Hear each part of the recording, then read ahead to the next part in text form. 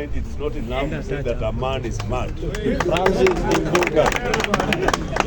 That is the preamble. That is the preamble of my presentation tonight. Can you repeat again that preamble?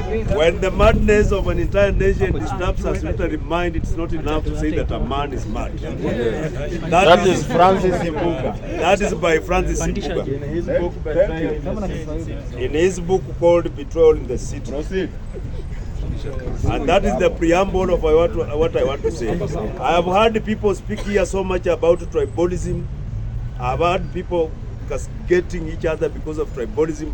But I want to say here categorically tonight that the only person who can speak categorically against tribalism is a Luya. Luyas are liberals, and I'm one of them.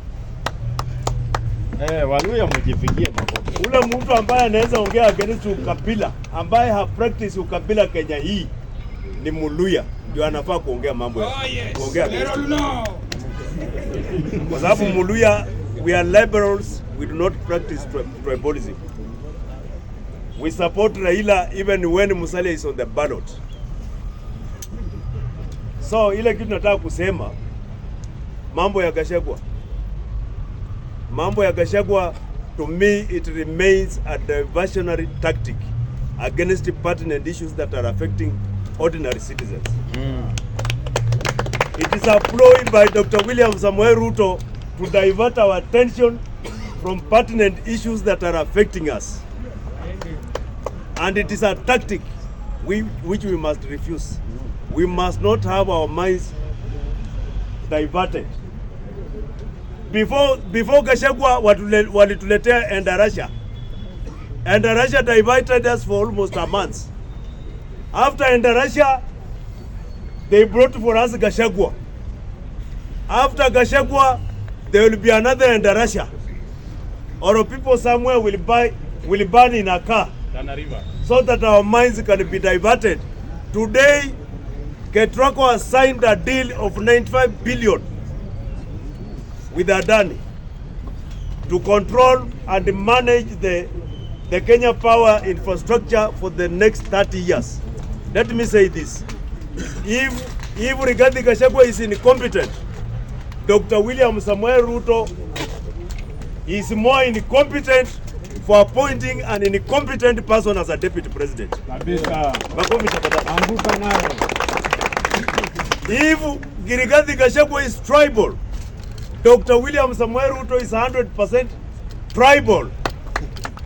If you want to finish tribalism in this country, list down the list of principal secretaries in this country. List down the list of parastatal heads in this country. If you are serious, you want to handle tribalism. You cannot handle tribalism with the tribalism. Today we are being told that the replacement of Gachagua must be a Kikuyu. Are we fighting tribalism? No. Are we fighting tribalism? No. The people who impeached Gachagua are corrupt.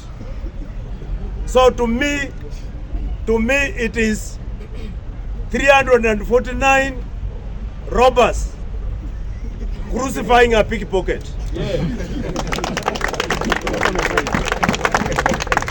The people who impeached Gachagua were bribed 500,000 each. So we are fighting corruption. Yes, they have said. Most of them have confessed. They have said Gachagua alikuja na 2 million na tayari tukawa tumechukua ya Ruto. Si wamesema hivyo? They have said. Gachagua alikuja na 2 million tayari tulikuwa tumeshachukua ya Ruto. Yes. So what I'm saying, the Gachagua impeachment is pure shenanigans, semantics, and we must ignore it and focus on issues that affect us. We must talk about Adani, we must talk about Chief, we must talk about pertinent issues that affect us as Kenyans. Gachagua is not one of the issues that is affecting us. Both Gachagua and Ruto are tribal. Both Gachagua and Ruto are corrupt. Both Gachagua and Ruto are thieves. All of them must go. That is my opinion. All of them. If we want to address tribalism in this country, Gachagua and Ruto must go. And don't ask me how will they go. Another motion must be prepared. Yes. in a quick succession with that of Gashagua, so that all of them can go. You cannot tell me that a brown hyena is bad than a black hyena. You can't tell me that. You can't. They are all what? Thank you. All of them must go. Hyena sio mzuri ati kwa sababu kala yake tofauti na ingine. All of them are what? And they must all do what? Go. Yes, let me finish, Mr. Speaker. I want to finish by saying this. That these shenanigans and these innuendos and semantics, we are being treated to as Kenyans. That Gashagua is being impeached because in order to finish tribalism. Gashagua is being impeached in order to finish corruption. Gashagua is being impeached in order to finish whatever. It is all nonsense. I'm saying nonsense. Nonsense is not an abusive language. Anything that has been declared by the Supreme Court of Kenya becomes law. Nonsense was a word, a term that was validated by the Supreme Court of Kenya. And I want to quote the CJ. I want to quote the Chief Justice of Kenya in the matter of the Supreme Court, Raila Odinga versus the IBC. This is what the CJ said, that it is hot air, it is red herring, it is worthless pursuit, it is red herring, it is vain attempt, and it is nonsense. Gashagua's impeachment is what? Nonsense. We are telling Ruto, my friend, we want to focus on issues that affect us. We want to talk about Adani. We want to talk about Chief. If we want to know that, Speaker, I'm finalizing in 1 minute. If we want to know that they are diverting our attention, immediately they finished the impeachment of Gashagua on Tuesday. The House was full. 349 MPs were present. Even those who normally never, what we call perennial absentees, were present on that day. Even Oscar Sudi, who has missed 80 sittings, was present on that day. But if you want to know how useless we are, the next day, Wednesday, when they were supposed to discuss issues that affect us, there was no quorum. The Speaker had to adjourn the sitting because there was no quorum. And we are here clapping, cheering the impeachment of Gashagua. Yet it does not help us. It is meant to divert our attention. Mr. Speaker, I am saying that we need to discuss pertinent issues that affect us. Gashagua's impeachment is an issue. It is irrelevant to us. It does not help us. Even my small brother, Kasmuel Makure, will agree with me that it does not help us. Now, my last thing I want to talk about. Don't use Kasama to get credibility. I'm not trying to get any credibility, my brother. But I know you are credible by yourself. I know Makure's level, and you are not on that level.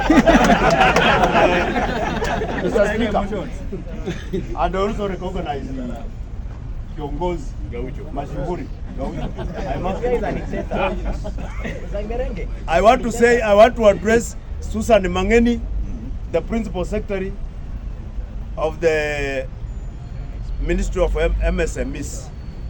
And I also want to address Deborah Mulongo of the Ministry of Health. Those two, Mr. Speaker, allow me. I want to address Susan Mangeni of the Ministry of MSMEs and Deborah Mulongo, the Ministry of Health. We need to see Deborah Mulongo about this thing called SHA, Social Health Authority. We need to see her doing her work. We need to see Deborah Mulongo because the previous holder of that office was replaced because of incompetence. So we are telling Deborah Mulongo, don't be incompetent. Please, don't be incompetent.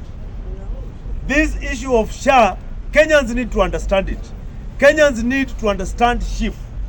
Deborah Mulongo must do her work. And Susan Mangeni of MSMEs, she must get to the ground and do her work. We want to see those people doing their work. We want to see them doing their work. Mr. Speaker, finally, there is a saying by the Igbos of Nigeria. They say, before you swallow and okay, measure the diameter of your anus. Kabla umeze mbegu ya maembe, pima upana ya mkundu yako. I am humbly requesting members to be brief. So, 2 minutes kindly, because we are running out of time, okay?